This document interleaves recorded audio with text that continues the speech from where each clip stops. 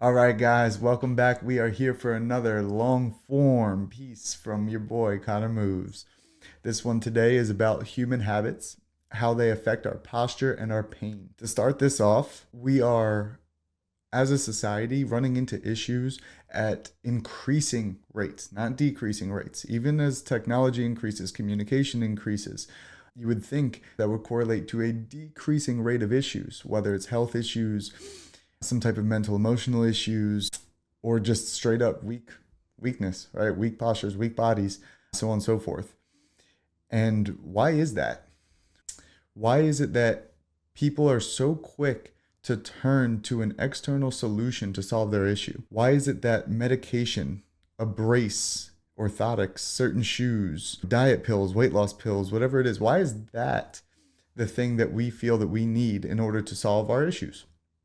First off, number one reason I see this is because doing things holistically, solving things in house within your own body, that requires looking at your own habits without judgment and learning how to shift them. Two different steps, both difficult, but it's the first one that I see most people get caught up with. How to look at themselves, which ultimately you are an amalgamation of your habits, your decisions, right? That's what goes into the equation that creates you in your current situation. And being able to look at that and just understand that you are responsible for how you feel.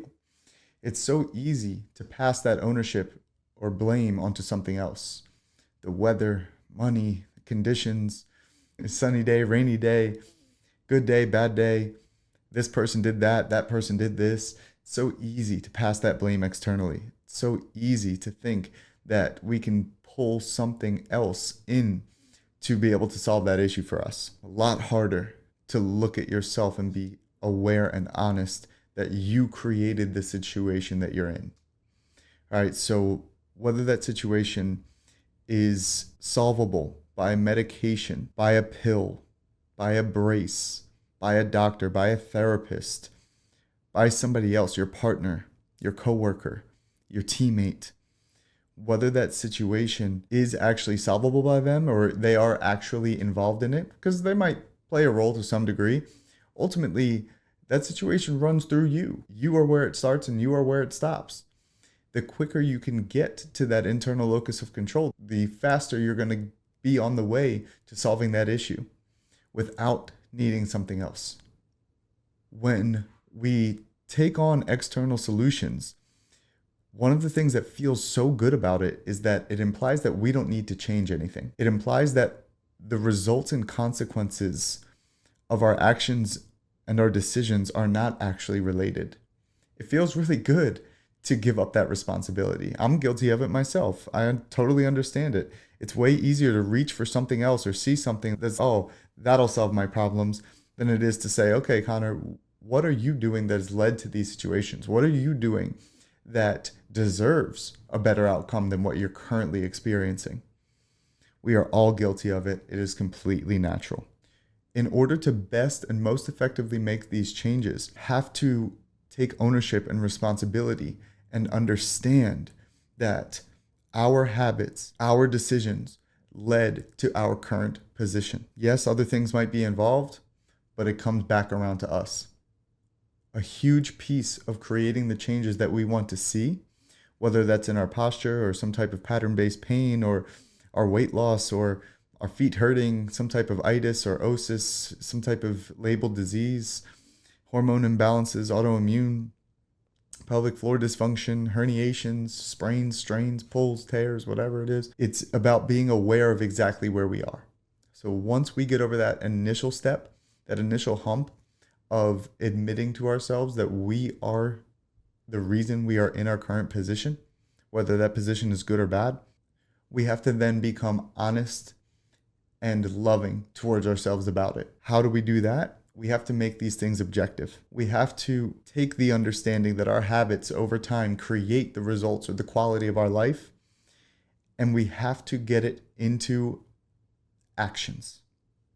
The most immediately effective solution to the changes you're trying to make is how you hold yourself, how you posture yourself, and how you move. The habits that are involved in every single decision you make at every level of your life. What's going on under the hood? It's always there with you. It is always a piece of the equation. And something so ever present is invaluable in the process of creating the changes we wish to see. It holds a lot of weight in the outcomes. We have the short-term benefits of how we feel, and we have the long-term benefits of disallowing the old pattern sets that led to the old results from existing at all. We have to start by seeing an objective correlation between a new set of habits and the new result, and an old set of habits and the old result. So it happens pretty quickly in my programs. We start to get texts that say, hey, Conor, when I'm using my new habits, when I'm holding myself in the proper way, I feel a distinct difference, a tangible difference in my body, in my pain, in my fears, in my anxieties, in my lack of balance. I feel an immediate difference.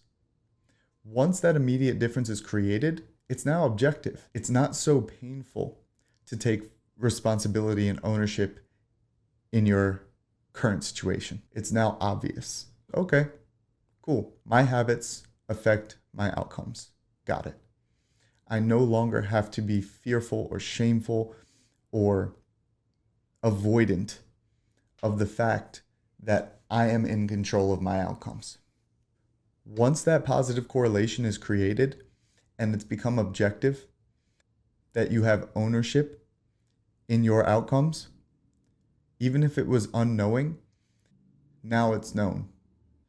Once that positive correlation is created, you now have awareness that whether it was unknown to you or not, you are in control of how you feel.